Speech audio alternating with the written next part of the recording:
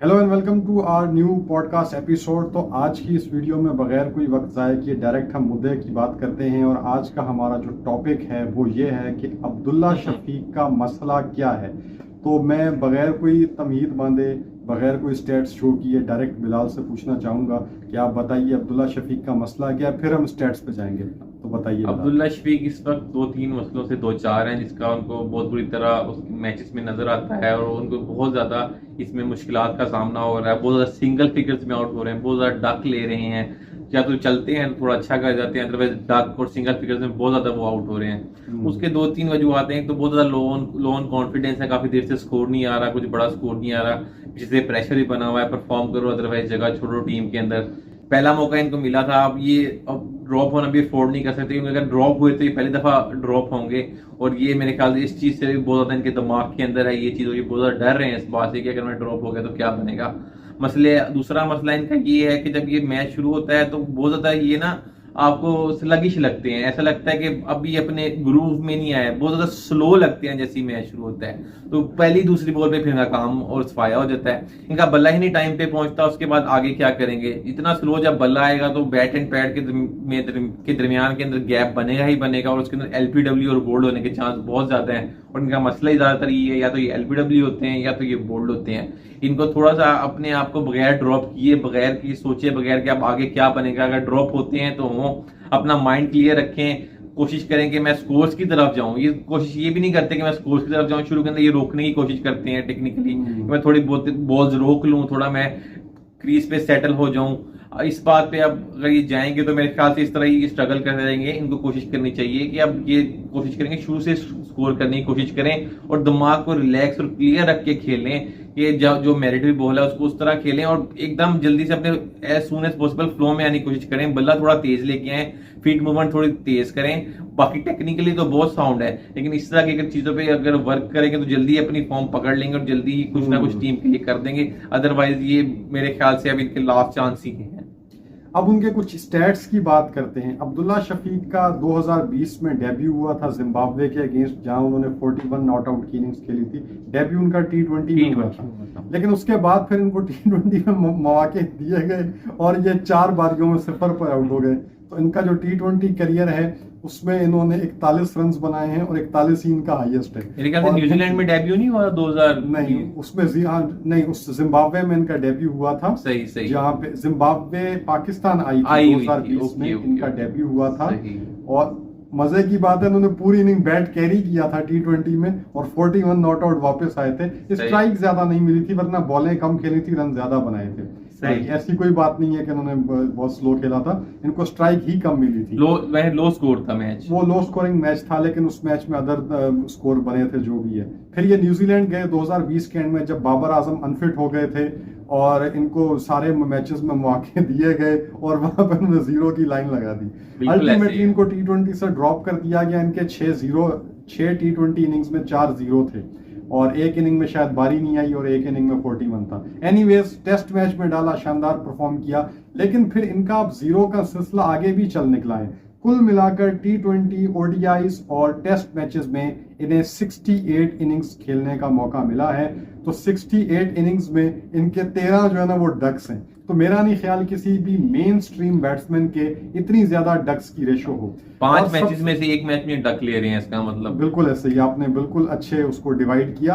अब दूसरी जो कंसर्निंग चीज ये है कि चलो वो तो पास्ट हो गया, 2024 के अंदर अब्दुल्ला शफीक ने 20 बारियां खेली हैं। T20 नहीं खेलते, वनडे और टेस्ट मिलाकर मैं बात कर रहा हूं। अब तक इन्होंने 20 मरतबा बारी ली है और 20 में इन्होंने 6 अंडे जो है ना वो खा लिए हैं।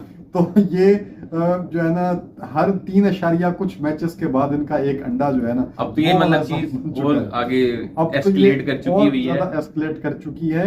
और इस वजह से इनके अब साल में जब आपने बारियां ही 20 खेली हो, उसमें से 6 अंडे हो, तो फिर पीछे रह क्या जाता है अपने आप को प्रूव करने के लिए। एक इन्होंने सेंचुरी जरूर की है टेस्ट मैच में, और दूसरी फिर चीज ये है कि इन्होंने सिंगल फिगर में भी आउट हुए हैं पूरे साल में। ये होगा 20 बारियों के अंदर ये सिर्फ 370 के करीब रन्स बना सके, आप अंदाजा लगाइए। बिल्कुल ऐसे ही, इसका मतलब ये होगा कि जब ये बड़ा स्कोर भी करेंगे तो एवरेज पे ज्यादा फर्क नहीं आएगा, वो 20, 25, 30 के दरमियान में ही एवरेज घूमती रहेगी। बिल्कुल ऐसा ही है। 68 इन्होंने बारियां ली हैं, 13 इन्होंने 0 खा लिए। अब इनकी 6 सेंचुरीज हैं, डबल सेंचुरी इनके पास है टेस्ट मैच में, अवे में डबल सेंचुरी की है, और इन्होंने ओडीआई में भी सेंचुरीज की हैं, टेस्ट में सेंचुरीज की हैं। लेकिन आपकी मैं बात से 100% एग्री करूंगा कि अब ये बड़ा स्कोर भी करेंगे ना, तो इनकी एवरेज जो है ना वो कम रहेगी। इनकी जो एवरेज है ना अक्रॉस ऑल फॉर्मेट वो 35 की है। तो अगर ये अंडे ना खाते, क्या पता इस वक्त ये 45 की एवरेज। अब अगर इस तरह कुछ करना है 40-45 पे जाने के लिए, जो स्टार्ट ऑफ द करियर, तो ये कोशिश करनी चाहिए जो जीरो की रेशियो है ये आपके 5 मैच से लेके 30 या 35 मैचों में लेके जाएं, फिर कुछ बन सकता है। अदरवाइज काम हाँ बिल्कुल बहुत खराब है। बात बिल्कुल ठीक है, क्योंकि जितने भी दुनिया में ग्रेट बैट्समैन आए हैं उनके जो जीरो की एवरेज होती है वो 25-30 या मैक्सिमम को 20 के अराउंड होती है। इस तरह नहीं होता कि आपकी जो हर 5 मैच में आप एक जीरो ले रहे हैं। तो इन्होंने 600 किए हैं, इसका मतलब इनमें सलाहियत है। 50s किए हैं, टेक्निकली स्ट्रांग लगते हैं बहुत। और मजे की बात यह है कि टेक्निकली स्ट्रांग बैट्समैन जो पाकिस्तान में मसला आता था कि जो टेक्निकल स्ट्रांग है वो छक्के नहीं मारता, इनमें वो सलाहियत भी है। इन्होंने 68 मैचेस में 40 छक्के भी मारे, हालांकि T20 नहीं खेलते। T20 में आपको बता रहा हूँ, T20 में इनकी एक ही बारी चली है, बाकी इनके जीरो ही है। तो ये इन्होंने 40 छक्के जो हैं ये टेस्ट में और वनडे में मारे हैं, विच मीन्स के टेक्निकली साउंड भी हैं, छक्का भी मार सकते हैं। ऐसा प्लेयर तो एक एसेट होता है। अब साइम अयूब पाकिस्तान को मिला है, कितने अच्छे बैट्समैन, एग्रेसिव भी हैं, डिफेंसिव भी हैं, दोनों चीजें हैं। तो दोनों चीजें एक ही प्लेयर के अंदर, ये बड़ी नायाब बात होती है। तो अब्दुल्ला शफीक में भी यही चीज दिखाई देती है कि टेक्निकल साउंड फिर प्लस 6 हिटिंग एबिलिटी, तो इनको काम करें, जल्दी इसको ओवरकम करें। अब जो हो गया उसको तो वो बदल नहीं सकते, नहीं बदल सकते, ऐसी है। और उनको कोशिश करनी चाहिए एज सून एज पॉसिबल अपने ग्रुप में, आखिरी मैच है, शायद उनको मौका दिया जाए उस मैच के अंदर। अगर पाकिस्तान को भी चले अब आए हैं तो मौका दे दें इनको आखिरी मैच में। अगर खेलेंगे तो उसमें वो बिल्कुल रिलैक्स होकर खेलने की कोशिश करें, टीम के लिए कंट्रीब्यूट करें, 40-50 अच्छे मार लें। ये ना सोचे कि मैं 100 करूंगा या 150 करूंगा। छोटे टारगेट्स रखें ना, बिल्कुल छोटे टारगेट्स रखें, 40-50 मारने की कोशिश करें, बिल्कुल शेल में ना जाएं। उम्मीद है कि शायद जल्दी कम बैक कर भी पाए पाकिस्तान के लिए। इसका at the end of the day Pakistan cricket को भी फायदा होगा। क्योंकि ये आपकी बात से मैं एग्री करता हूं, आपने पिछला पॉइंट बड़ा अच्छा बोला कि डिफेंस करने की बजाय आते साथ ही ऑफ द मार्क हो जाएं, सिंगल डबल करने की कोशिश करें, रन्स के पीछे भागें। अगर आप इस तरह डिफेंसिव जोन में चले जाएंगे तो बड़ा मसला हो जाएगा। आप रन्स बनाने की तरफ जाएं, आप ओपन भी करते हैं, और ये अक्सर होता है स्ट्राइक भी लेते हैं। अब इनके अंडों से मजबूर होकर साइम अयूब ने स्ट्राइक लेना स्टार्ट किया, बिल्कुल मैचेस में, वरना ये खुद स्ट्राइक लेते थे, मैच की इनिंग्स की पहली बॉल खुद खेलते थे। लेकिन जब से इनको ये अंडे मिलना शुरू हुए, अब साइम ने स्ट्राइक लेना शुरू कर दिया। तो आप पहला काम करें, स्ट्राइक खुद लें, मेरा मशवरा यही है, खुद स्ट्राइक लें और जाते साथ ही ऑफ द मार्क होने की कोशिश करें, और फिर जहां बॉल मिलती है, नजर आती है, उसको मेरिट पे खेलें। और थोड़ा जल्दी है, थोड़ा स्लगिश बहुत ज्यादा नजर आ रहे हैं, स्लगिशनेस हम बाबर आजम के ऊपर करते थे कि बाबर बड़े उसमें टेंशन में थे, पिछले कुछ अरसे से 50 नहीं आ रही, कुछ भी नहीं आ रहा। लेकिन अब्दुल्ला शफीक तो बहुत ज्यादा ही बाबर आजम से कहीं ज्यादा ये स्लगिश हैं और कहीं ज्यादा नर्वस दिखाई देते हैं। ऐसा लगता है कि बस वो डरे हुए हैं कि यार एक और अंडा आज ना मिल जाए। तो अब्दुल्ला शफीक के लिए एडवाइस आप क्या देना चाहेंगे?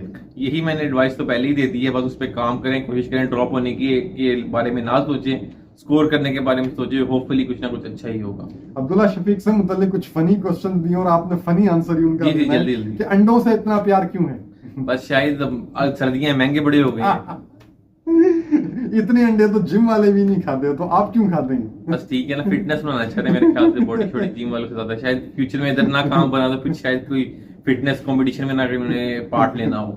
अगर अंडा, जैसे हर खिलाड़ी का कोई निकनेम बन जाता है, किसी का पॉजिटिव किसी का नेगेटिव, अगर अंडा इनका कोई निकनेम बन गया तो कैसा होगा? बस फिर उसको सारी उम्र धोने में लगे रहेंगे मेरे ख्याल से, कुछ नहीं होगा। जी अच्छा, अब आखिरी एक टेक्निकल क्वेश्चन है कि इनकी फिर रिप्लेसमेंट कौन है?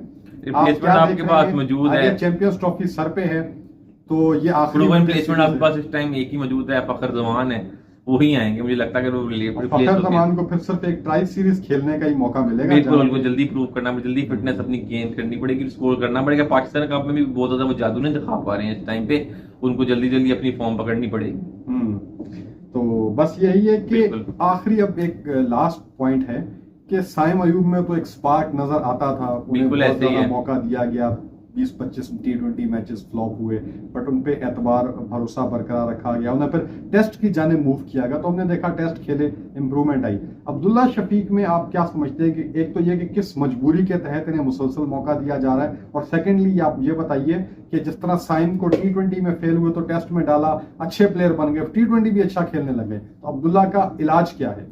मजबूरी में तो किसी ने मौका नहीं दिया जा रहा। आई थिंक कुछ सर्कमस्टेंसेस ऐसे बन गए तो इनकी बचत हो गई। इमाम पहले वो शिकंजे में आ गए, वो फंस शिकंजे में गए, आ गए। फखरजमान ट्वीट करके फंस गए, वो फंस गए, इस वजह से इनकी बचत हो गई। और शायद मीडिया अब का तक वो फोकस भी बाबर इतना आजम की फोकस तरफ नहीं था। रहा, और बाकी एज अ टीम आप बहुत ज्यादा फ्लॉप हो रहे थे, इसलिए इन पे इतनी नजर नहीं गई। और मीडिया का फोकस भी बाबर आजम और उनकी खराब बिल्कुल फॉर्म ऐसे की ही तरफ है। था, तो ये बच गए। ये बच गए हैं, बिल्कुल ऐसे ही है। तो अब आप बताएं कि इनका इलाज क्या है? साइम को इनका इलाज यही है कि जल्द से जल्द अपना प्रूव करें, स्ट्राइक जैसे रोटेट करने की कोशिश साइम करें, अयूब को- छोटे छोटे टारगेट रखें इनके अंदर, उसको प्रूव करने की कोशिश करें, अदरवाइज ड्रॉप ही होंगे, उसके अलावा कोई जैसे इलाज नहीं साइम इनका। को T20 में फ्लॉप हुए तो टेस्ट में डाला। जब साइम ने 5 टेस्ट खेल लिए तो हमने देखा उनकी वनडे और T20 गेम भी इंप्रूव हो गई। बिल्कुल तो ऐसे ही है। अब्दुल्ला तो लेकिन प्लेयर हैं टेस्ट के, टेस्ट से वनडे में आए, तो इनका क्या इलाज? आप समझते हैं कि इनको T20 में डाल दिया जाए, शायद वहां से ये स्ट्राइक करना ये तो आप सीखें? इनको बिल्कुल बर्बाद करने की बात कर रहे हैं मेरे नहीं, ख्याल आपने से। साइम को भी तो 360 किया ना, T20 फ्लॉप हुए, नहीं, टेस्ट ऐसा चलाया।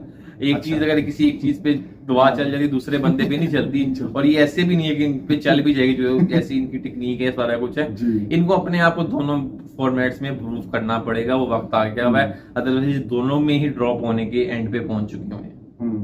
अच्छा, आप बताइएगा कि क्या लॉन्ग फॉर्मेट के लिए आप समझते हैं कि फरहान, साहिबजादा फरहान, उमैर बिन यूसुफ, इन खिलाड़ियों को मौका देना चाहिए? अब्दुल्ला शफीक के प्लेसमेंट, उन बेचारों को T20 में डाला हुआ अभी है। चैंपियंस ट्रॉफी गुजरने दें, अब आप इतने एक्सपेरिमेंट नहीं कर सकते। उसके बाद मेरे ख्याल से उमैर बिन यूसुफ और साहिबजादा फरहान, ये दोनों वनडे में अच्छा खेलते हैं, इनको मौका देना चाहिए। उमैर बिन यूसुफ T20 में क्या कर रहा है, मेरा आज भी यही सवाल है, मुझे समझ में नहीं आता। चलें जी, बहुत शुक्रिया। अब्दुल्ला शफीक से मुतल्लिक हमारी ये वीडियो थी, और अब्दुल्ला शफीक को कोई हम नेगेटिव या ट्रोल नहीं कर रहे, हम उनका हौसला बढ़ाने की बात कर रहे हैं। देखें, जीरो आपके लिए ही बुरी चीज है, तो आप जीरो के मुतल्लिक मत सोचो। आप क्रीज पे आओ, स्ट्राइक लो, पॉजिटिवली अपना जो है ना रन बनाने की कोशिश करो। 20-25 करके भी अगर आप आउट हो जाओगे तो जीरो से तो आप एटलीस्ट बच जाओगे, और किसी अपने अच्छे दिन पे बड़े स्कोर की तरफ जाएं और पॉजिटिव माइंड के साथ खेलें, और हमारी दुआएं आपके साथ हैं। तो हमारी वीडियोस को दोस्तों देखने का, पसंद करने का बहुत शुक्रिया। Thank you so much. Allah Hafiz.